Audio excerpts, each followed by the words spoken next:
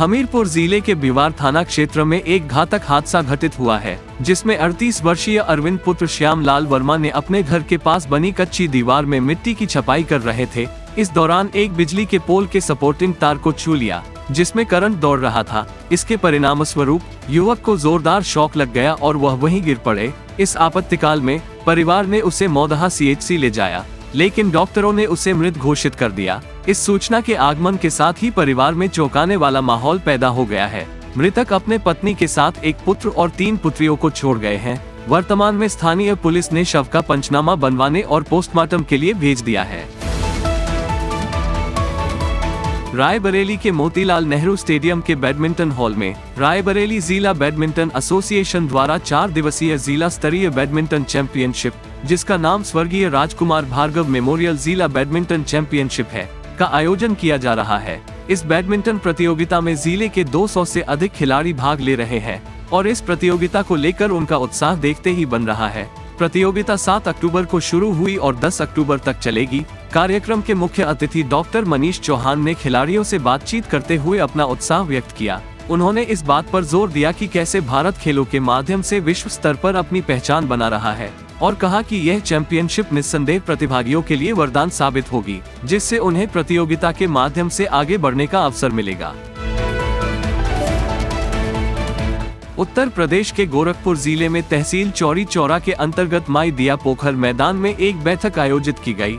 OBC सेना के राष्ट्रीय सचिव कालीशंकर यादव ने कहा कि वे पिछड़े और दलित समुदाय के बीच एकता की दिशा में लगातार काम कर रहे हैं। उन्होंने इस बात पर जोर दिया कि वे जाति आधारित जनसंख्या गणना के माध्यम से हाशिए पर पड़े लोगों के अधिकारों को सुरक्षित करने के लिए प्रतिबद्ध है, भले ही इसके लिए बलिदान की आवश्यकता हो। पद्मश्री पुरस्कार से सम्मानित श्रीमती फूलबासन बाई ने ओबीसी सेना के प्रयासों की सराहना करते हुए कहा कि आज लाखों महिलाओं को अपने अधिकारों की लड़ाई के लिए आगे आना चाहिए।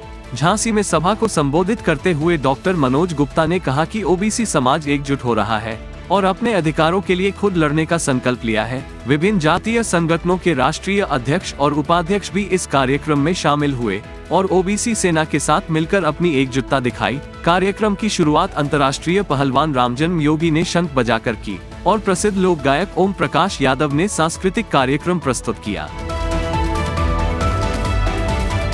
मुख्यमंत्री योगी आदित्यनाथ ने कहा कि 500 वर्षों के बाद श्रीराम जन्मभूमि वापस ली जा सकती है, तो हम सिंधु भी वापस ला सकते हैं। सिंधी समाज को अपने इतिहास के बारे में अपनी वर्तमान पीढ़ी को बताने की आवश्यकता है। उन्होंने कहा कि अयोध्या में भगवान राम के भव्य मंदिर का निर्माण हो रहा है। जनवरी में रामलला अपने मंदिर में फिर से विराजमान होंगे। सीएम योगी आज होटल हॉलिडे इन में सिंधी काउंसिल ऑफ इंडिया द्वारा आयोजित 2 दिवसीय राष्ट्रीय सिंधी अधिवेशन को संबोधित कर रहे थे।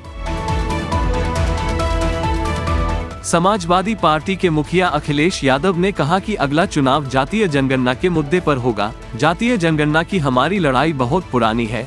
नेताजी मुलायम सिंह यादव, शरद यादव और लालू प्रसाद यादव ने जातीय जनगणना की मांग की थी।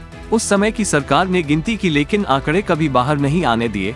आज बिहार में जो सर्वे किया गया है, उससे एक नई उम्मीद जगी है। अब चाहे दिल्ली की सरकार हो या कहीं की, जातीय जनगणना करानी ही पड़ेगी। उप मुख्यमंत्री सीएम ब्रजेश पाठक ने आज झांसी में मीडिया से बात करते हुए कहा कि पिछली समाजवादी पार्टी सरकार के दौरान गुंडों की शरण में रहा बुंदेलखंड भी गुंडों से सुरक्षित नहीं है। डिप्टी सीएम ब्रजेश पाठक ने इस बात पर जोर दिया कि भाजपा सरकार अपराध के प्रति जीरो टॉलरेंस की दिशा में काम कर रही है और उत्तर प्रदेश में एक ऐसी सरकार है जो सख्त आदेश में विश्वास करती है।